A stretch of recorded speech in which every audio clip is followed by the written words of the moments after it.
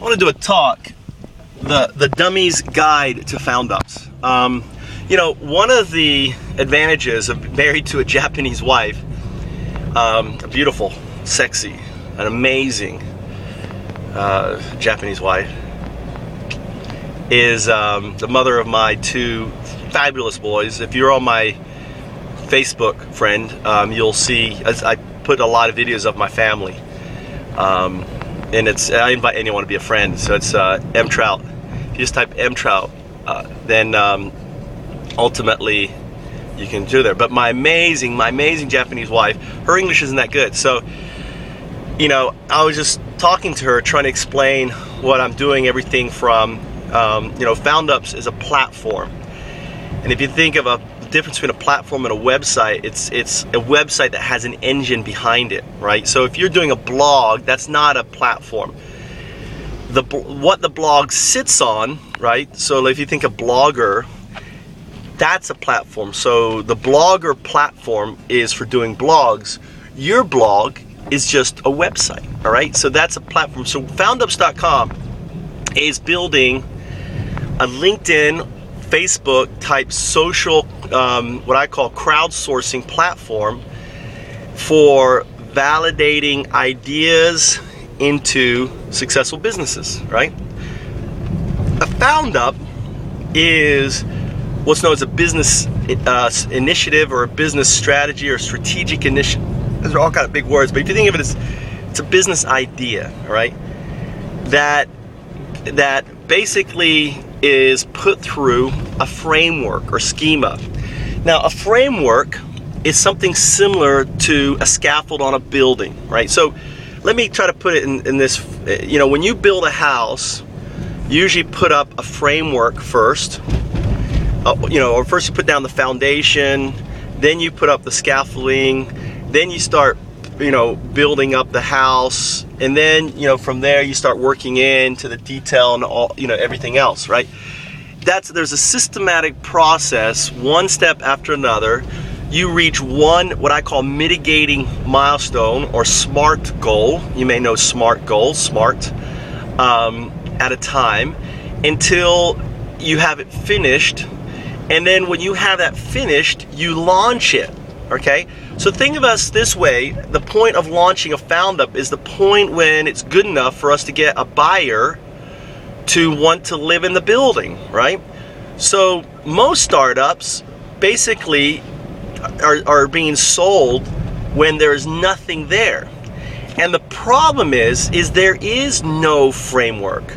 So what happens is investors, because they know there's no framework, are very antsy about putting their money into anything, because 97% of you could call it innovative ideas, or, you know, innovative.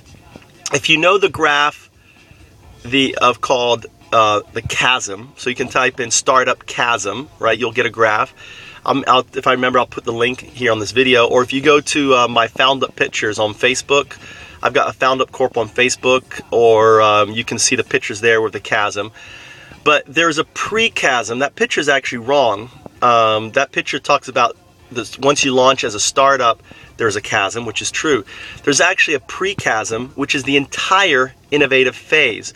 So the entire innovative phase, from the time you have the idea to the time it actually launches as a startup, which is an entity, a company of its own, because most startups actually don't form companies, and they're done in their garages, and, you know, and they put up a web page and everything else, and, you know, and then once they know that it's there, then they start to incorporate and everything else. But technically they're startups, technically they're not startups, depending on how you define them. We don't define them as startups. Those are kind of innovative. And on the graph of this chasm, the startup chasm graph, you'll see the term used, innovation. You know, these are innovators. The innovators are the pre-early adapters. And if you think of the innovators as, if you change it around and think of the innovators as Found-Ups, or not in our case, startups that you want to be startups, right? Okay, the innovative ideas, there is a 97% attrition rate. So what we do then is we have a framework. It's a framework I spent a year investigating. I've taken parts from different areas, pulled these parts together to create something new. and that something new is the Foundup. And the process that I do is very simple. It's a very complicated framework on the inside. Okay, the back end of the framework is extremely complicated. The front end of the framework is extremely simple, and I can explain it this way. So let's first define, as Plato would say, what the terms are. Now, you have something that I define a startup. Now, what I realized when I first, I came up with the Foundup by accident, and then I basically defined it, and then I talked about OIF, and I kind of knew what OIF was. I knew what OIF would do. I knew it, but the problem was I didn't have a definition for a startup, and there is no good definition of a startup. I would even say, Dave McClure, one of the most intelligent, one of the most sophisticated investors, he intuitively knows what a startup is. His definition is the closest of any definition that I have that I would pretty much, I would say, is about 80%, 70% there, 70 to 80% there. However, it wasn't there. Okay, Dave, I'm sorry. You're, close, but no cigar. So I had to define a startup, and it took quite a while, right? It's not something that I was able to do immediately, and I probably was able, my definition of startup probably came about 3 months ago, and ultimately, as a guy, a bicycle and a car on a very narrow road, what do we do? So let me tell you what a startup is. Okay, so a startup is a company. All right, it's a company or a legal entity. I use the word legal entity because there are many types of companies, all right? And new venture. So a startup is a legal entity and the new venture that is involved in a highly risky service, solution, or product, okay, that is trying to bring to market, and it either has a customer base, which are paying money for this, or a seed investor base willing to invest in it to get it to its customers in a specific time frame. Now, I'm the only guy in the world who has that definition. That's a copyright definition of Foundup's core. That's copyrighted. That's our definition. No one else in the world has that definition of a startup. That's a very specific definition. I can put any business, up against that definition, and I can tell you whether or not that's a startup or not. Okay, understand? So there are very specific parts. It has to either have customers or investors to get it to it in a specific time frame, right? And it has to be a legal entity. So if it's not that, then basically you're either an innovative idea trying to become a startup, right? Or you are a Foundup that is applying a specific framework, and then you become a strategic initiative. Because you're a strategic initiative because the reason why your initiative versus just an idea is that you have very specific mitigating milestones that you're achieving through a framework. Whereas just an innovative idea trying to become a startup, if you don't have, you have intuitive kind of goals, right? But there's no framework for you to achieve those goals. You're basically on your own, right? You're on your own, and God bless you, because in all likelihood you're going to fail, right? So, and I think there's a problem. The whole reason why I developed this framework was because basically I think it's horrific that 97% of ideas fail, and I didn't learn that until October. I've never known that, and no one talks. Very few. That information is out there. VCs will tell you. Anyone who's been in startups for a while will tell you that's true. And in fact, 97 is conservative. In reality, 99%. To be honest with you, if you have a business idea, you might as well go play the lotto, because you probably have, the same sort of success likelihood in playing the lotto than you do doing a startup. And that's why a lot of angel investors, a lot of VCs, a lot of folks say don't, unless you have money, unless you're in a good position in life, okay, do not do a startup. Go and work. You're going to make more money working at McDonald's, okay, than you're going to do in doing a startup. And that is true. I spent 16 years off and on doing startups in between regular jobs. I have poured more than $100,000 into my startup ideas. Back then, they were innovative ideas and trying to launch them. And I've only been successful once, okay? And, you know, because for the most part, just like producing a movie, you know, it comes down to, do you have someone who has access to money supporting your idea? That's what a startup comes down to. Do you have someone with access to money, right? When I say access to money, it could be individuals, it could be their own money, it could be, you know, who basically, if he says, invest in this idea, they will. So if you have someone like that, then you have a chance of success. If you do not, guess what? You're gonna fail. So I hope this Dummies Guide to Foundups is useful. A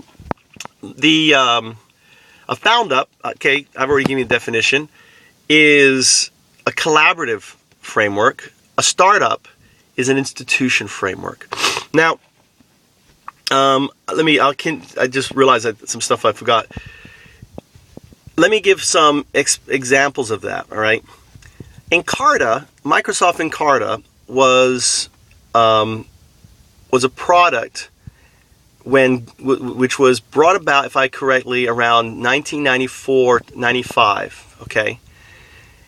Wikipedia came out in 2001.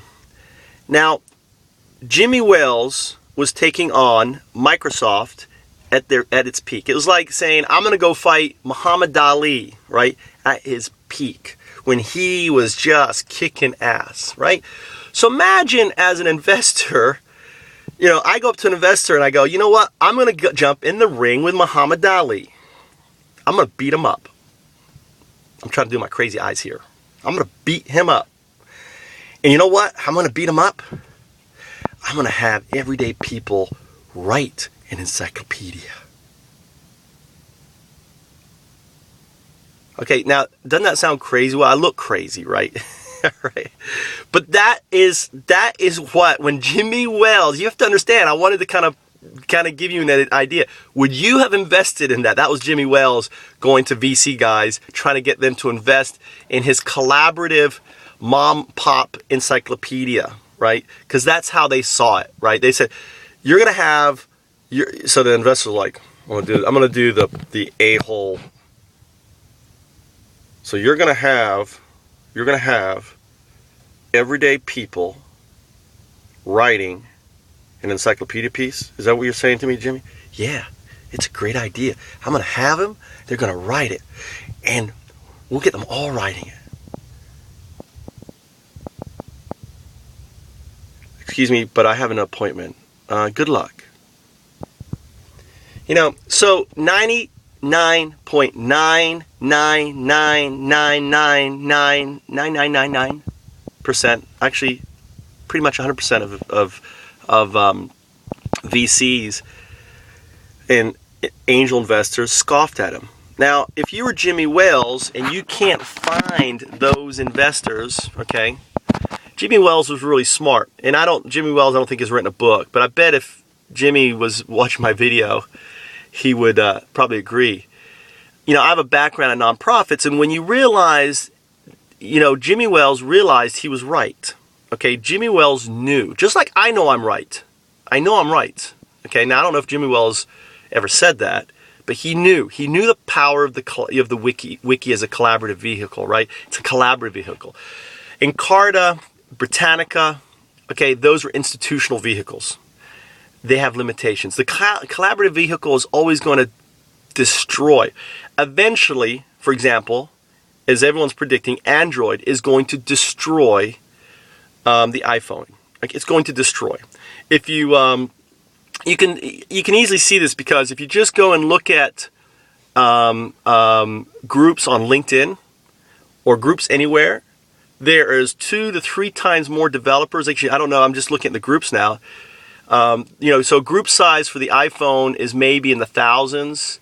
The group size in the Android is significantly higher, like 5,000, 8,000. So there's 5 to 1, which means eventually there's more basically folks developing on the Android than there on the iPhone. Yeah, the iPhone was, or is the hair. The Android is the app. The same thing goes with open source software, which is another collaborative vehicle, right? So everyone back in the mid-90s, when open source free software was kind of being pioneered, again, scoffed at it. And the only reason why, this collaborative vehicle, because eventually the community win. So I know, that's why I can say I know I'm right, because a Foundup is a collaborative vehicle. So even if you want to stick your head in the sand and ignore it, all you need to do is go to foundups.org and just keep an eye on, or if you've got a premium account on LinkedIn, you need a premium account. So basic accounts are no, here I am plugging LinkedIn, get a premium account. Follow. We're close to 6 pages now on LinkedIn. Now understand, I launched OIF, the Open Incubator Framework, on LinkedIn, and I can talk about it a little bit, on April 25th, Shakespeare's birthday, ironically, or he was born on the 24th. So on the 24th, I decided, so on Shakespeare's birthday, because I'm Mr. Shakespeare, I produced a Shakespeare festival, so there's some beauty in that, right? On April 24th, I decided to launch OIF. On the 25th, I was born, right? And I came out into the world. And by the 28th, I had 3 people part of OIF. And by the 30th, which is this month, right? In 1 month now, we have close to 50 people a part of OIF. Think of each result on LinkedIn. I want you to think of each result as a page in Wikipedia, okay? So to me, that was really exciting, right? To see OIF. And I was planning to actually build OIF all the way up to 500 results. But if you follow me, you'll know, if you read my blog, mtrout.com is my blog, you will see that I've gone head to head with LinkedIn customer support.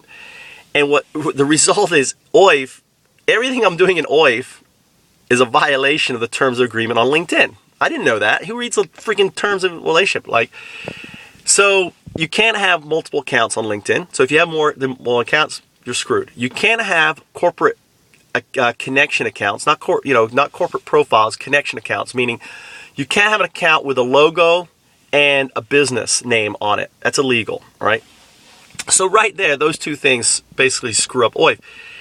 However, just by me running OIF for 1 month and then realizing that everything we're doing is a violation means that a great opportunity, because we can launch a platform now that isn't inhibited by the terms of agreement.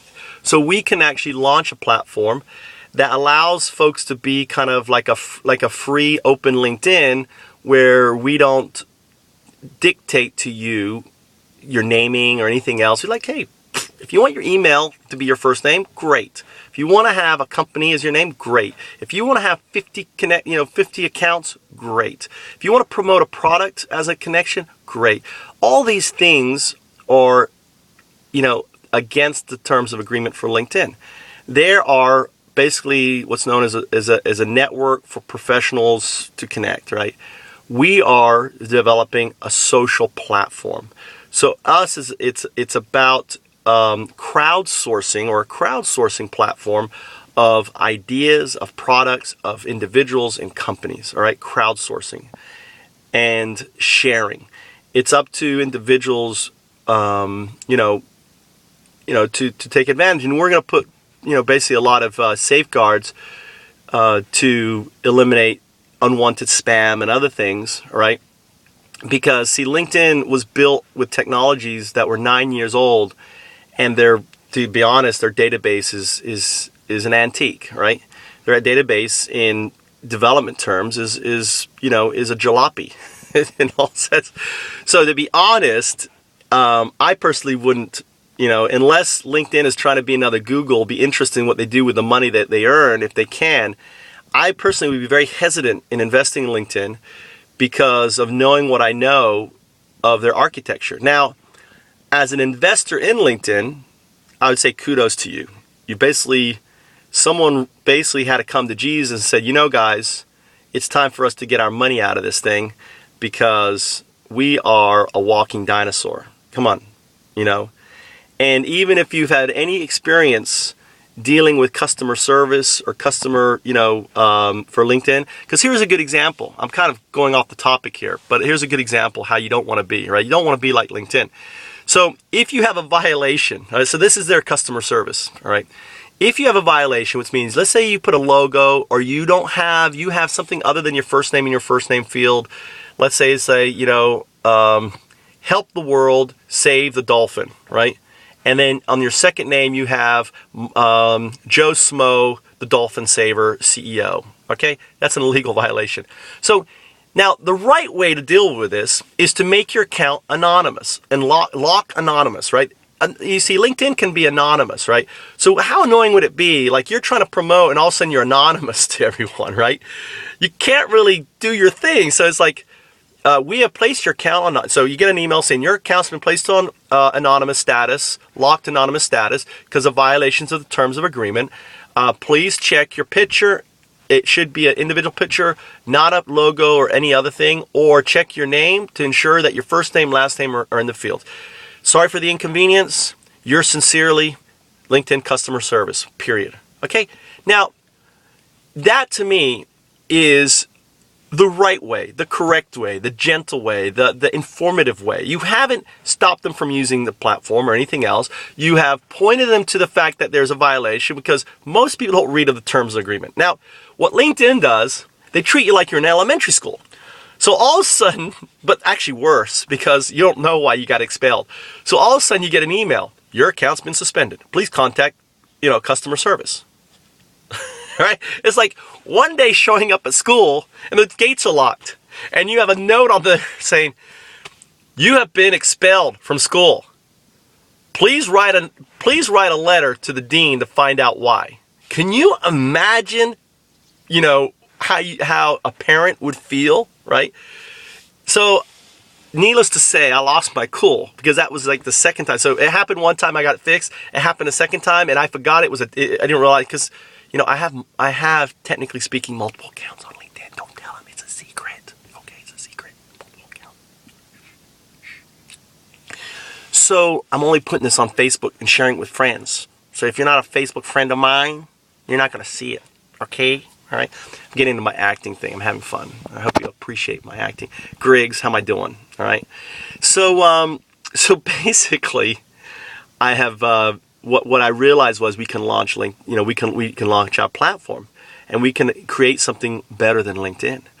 So not only better than LinkedIn, we can build all the other stuff around it. So I wouldn't have discovered that had I not run OIF, had I not been banished from the LinkedIn playground, and had I not had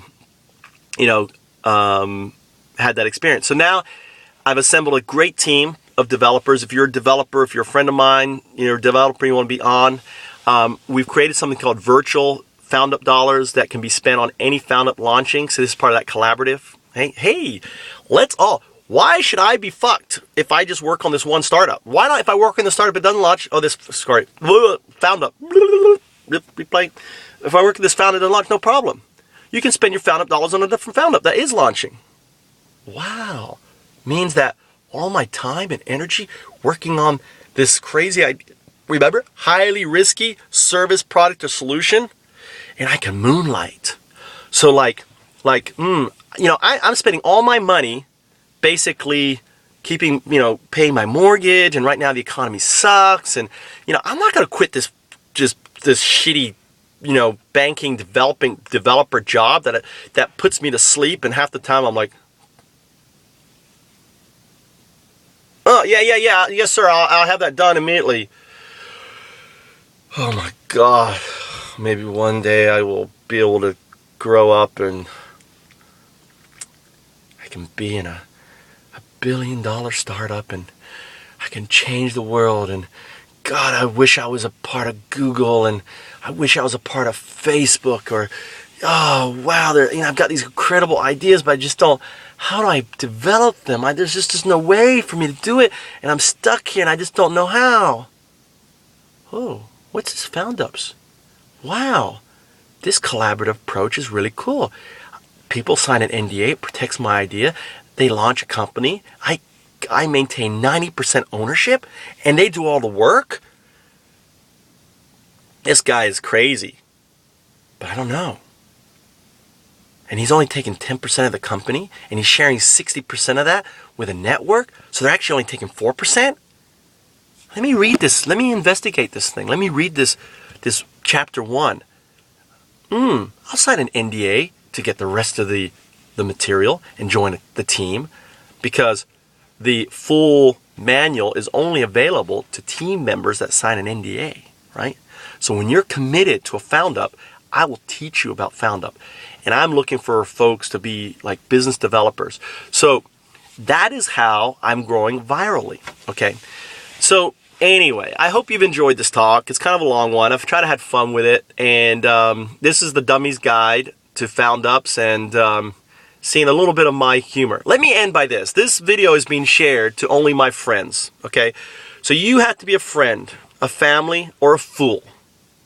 Those are the 3 F's in a startup.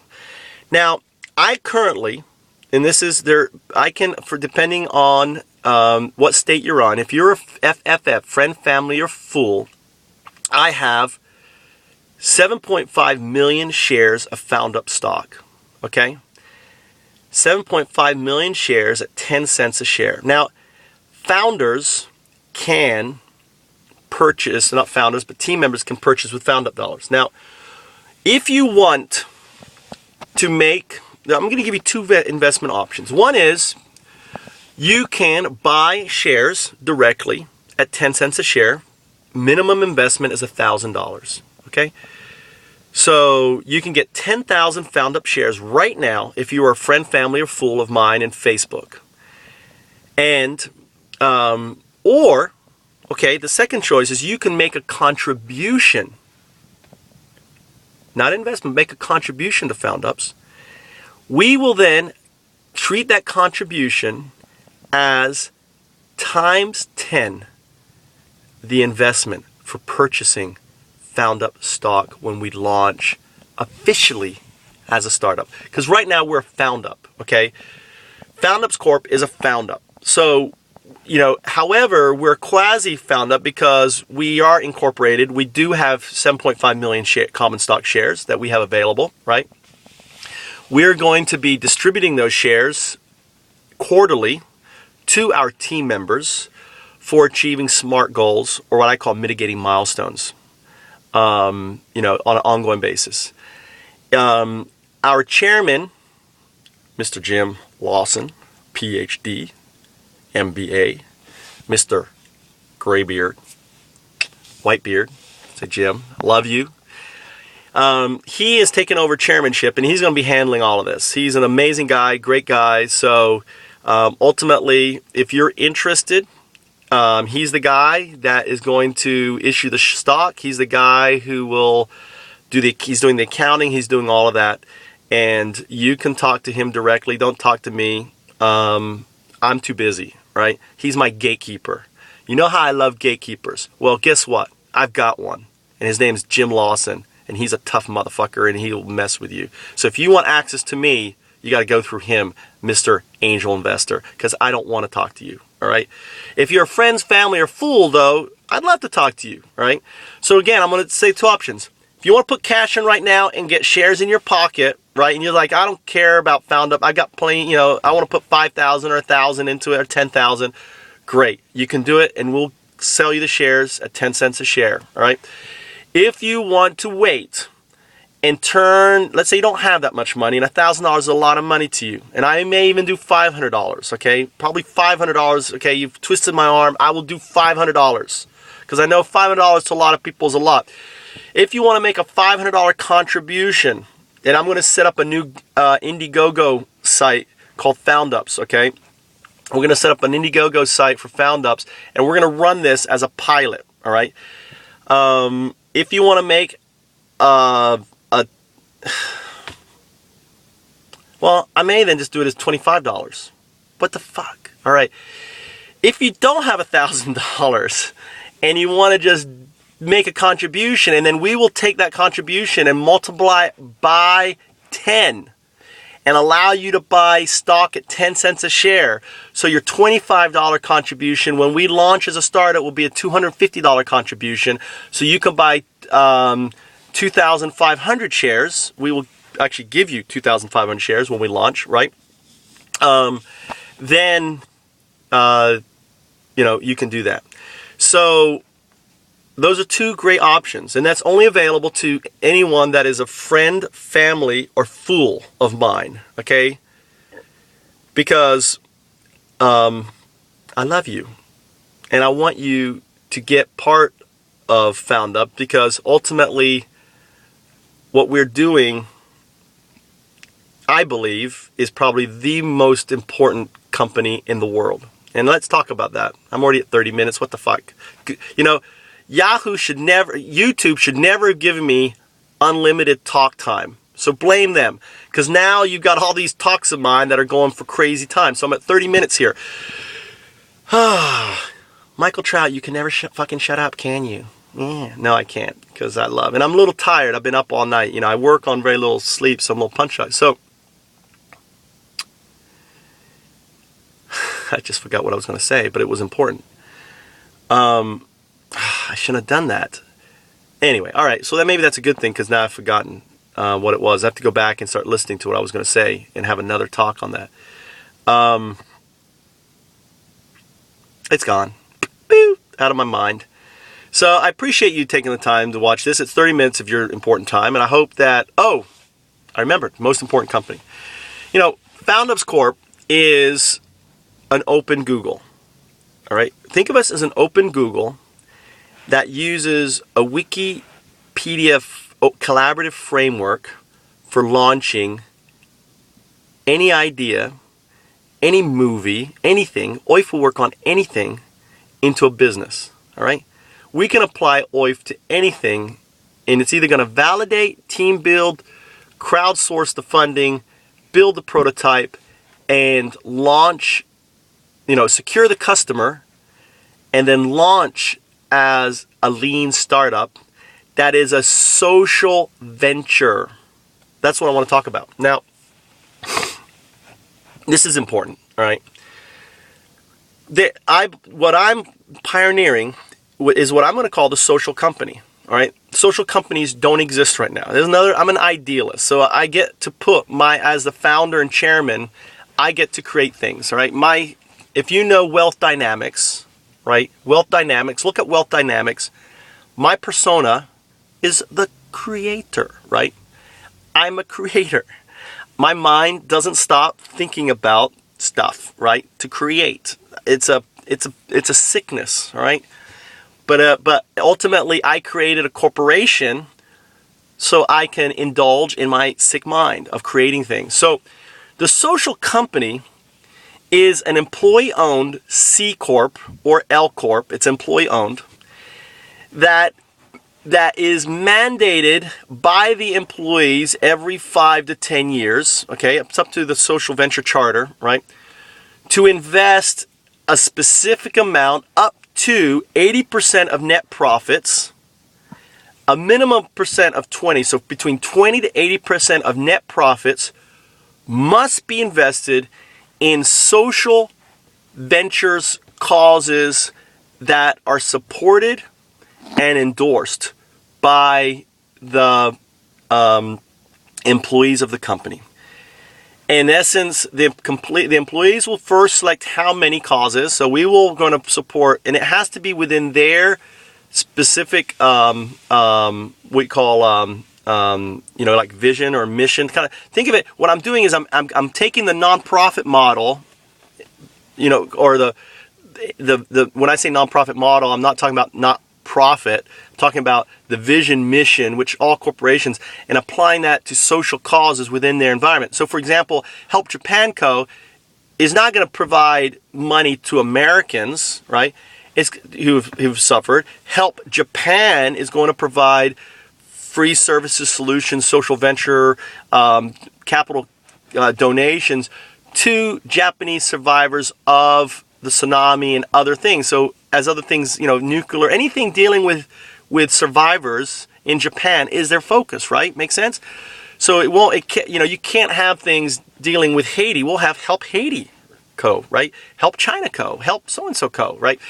So, and more importantly is every 5 years or 10 years, again, the employees set this, right? This is done, by majority vote, the lesser things, to change these, what I call the venture, the social venture charter is what I call it, the social venture charter.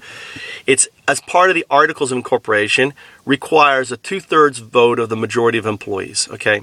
2/3 vote of employees. So you have to get over, it's like what I've done is made it as difficult as changing the articles of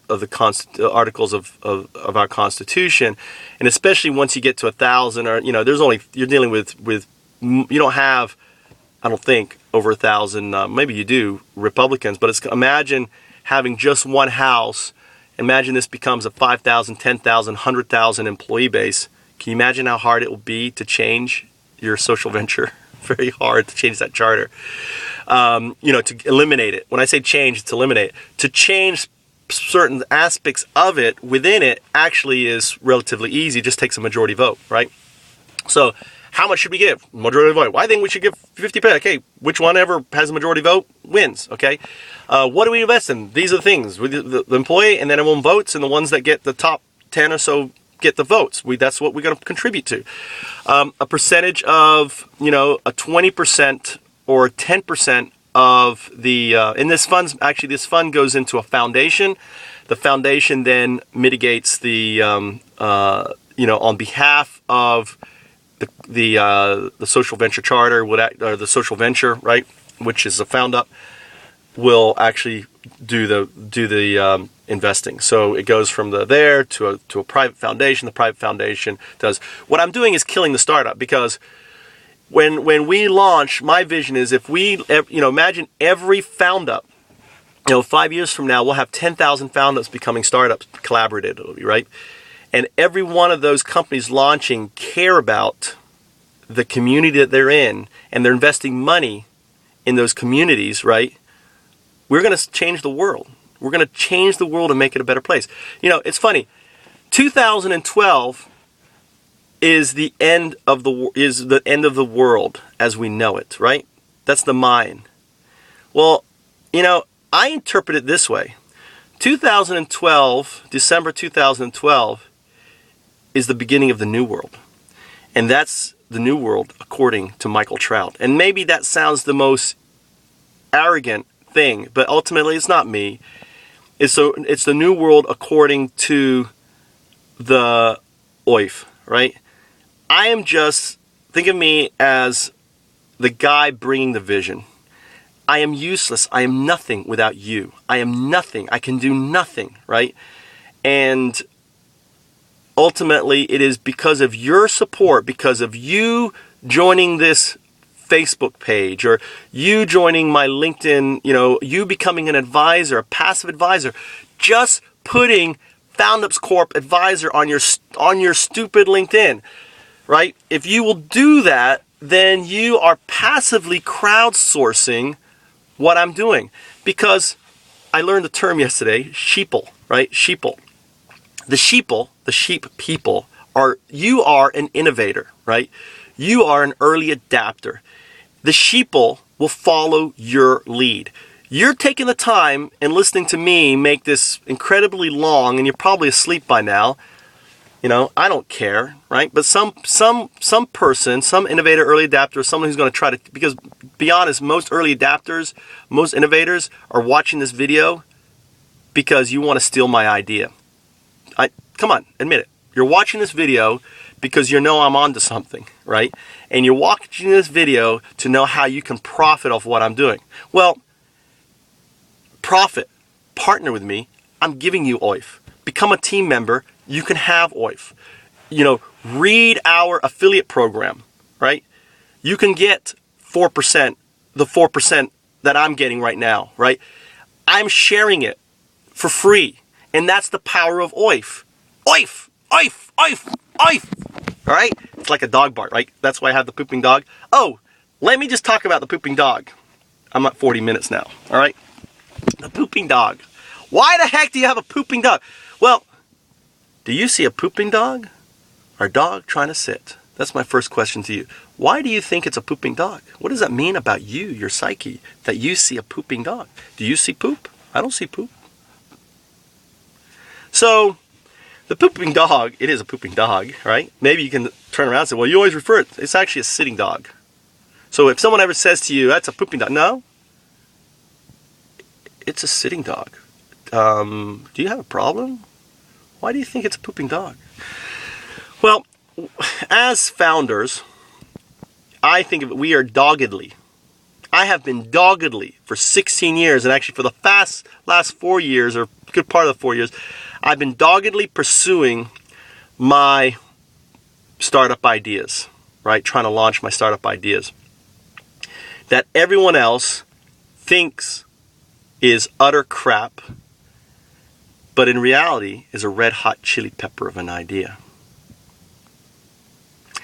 That's why I have that sitting dog, because I'm not going to sit down until I make them happen. Well, actually, pushing out, so it's actually, I'm trying to push out that next red hot chili pepper of an idea. And if you look between his legs, you'll see the chili pepper. Now, you'll notice that I have taken the logo off Foundup Corp. We're going to have two logos. So basically, if you are a banker, an accountant, or any sort of angel investor, you're going to get the all red, very Republican, all right, logo with a little black registered mark, right, a Foundup.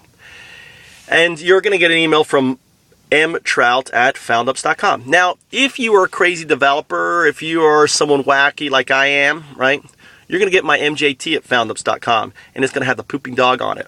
And it's being the fun, because the pooping dog is important also because I like it because it basically says if you have a problem with a dog that doesn't that is trying to push one out, if you don't find humor in that, then to be honest, we probably live in different paradigms, because as you can see, I'm a crazy dude. I'm like, I see myself as a sergeant, right? And I don't see myself as a general. I don't see myself as an officer, right? I see myself as a sergeant. I see myself as basically a blue-collar worker. I'm here fighting for the blue-collar worker, or the white, the little guy, right? I'm here fighting for you because I know that you've got great ideas. I know you've got the next billion-dollar idea, right? And I want to help you launch it. I want you to be, and I don't want to give Sequoia Capital and all these motherfucking VCs a piece of your pie, right? Look at Facebook. Go look at Facebook on Wikipedia.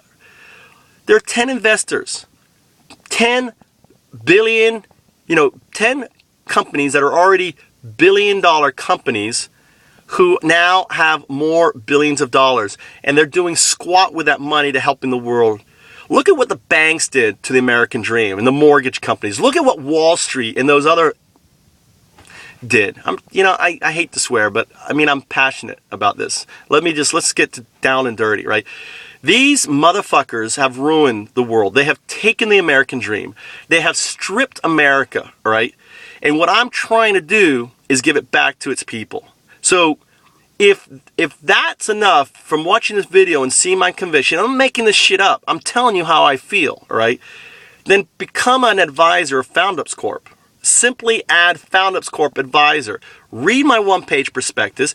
If you want to be active, because I haven't talked about this, but basically a Foundup there is no CEOs in Foundups. There is no, there's no bullshit titles. There's team members and advisors. That's it. It's black and white. You're either passive, meaning you're doing nothing except for putting an advisor. Now you are invited to participate, or you're actively saying, let's change the world, let's make it a better place, let's bring Trout's collaborative vision apart. I'm willing to study it, learn it, be a part of it. Maybe I'll become an affiliate, maybe I'll become a developer or whatever, but I want to do it. I'm an active team member. Any team member can invite you to be a team member. Okay, so it's kind of like, hey, you can go to any team member and say, please nominate me. That's all you need. Team member contacts me and says, Michael, I want to nominate so-on to come in. He actually gets a little bonus. He gets a 0.25% increase on his Foundup dollar revenue. Oops, I shouldn't have told that. Okay, there's a lot of secrets about this. But anyway, yeah, I used to sell Amway, and I'm going to incorporate a little bit of the network marketing component to OIF just to make an incentive. So let me talk about that, right? So maybe that's important. Let's do a long talk. If you go, this is the Dummies Guide, right? Because I can't write, I'm dyslexic, and think of this as this is my book. This is my book, The Dummies Guide to Foundup. So how do we pay folks? How are we building this thing? Well, unlike Wikipedia that doesn't pay you squat, we're actually going to pay you, all right? Virtual money. Virtual money is really hot, right? So the way we pay you is this: is if you're either come in as what's what's really great is that the developer name cycle. So you have a junior. You're either a junior level, which we're going to pay you twice your current hourly rate. So if you make, let's say you make $20,000 a year, right? And you want to be a team member of Foundups, right? $20,000 a year is equal to $40, all right, $40 an hour. So we will pay you $80 an hour in Foundup dollars for you to work on SWOT goals. Look up SWOT goals, right? Look at mitigating milestones. You're not just going to make up crap and we're going to like give you free You've got to be achieving stuff, and we may call bullshit on it, and we'll, it's our money, it's our play money. If we think you're trying to get one off on her, we'll zero out your account and say, please argue your case why we shouldn't. All right, it's our money. I get to be the Federal Reserve chairman, and I had a great job. I didn't realize that just now. So if you're junior, it's times 2. If you're mid-level, so if you're a junior Java developer, you'll come in at times 2. Now, if you invite 4 friends, guess what? You've just got yourself bumped up to a times 3, which is a mid-level. If you're a senior developer, if you're like an executive, like a VP or a director or business development director, you're at a times 4.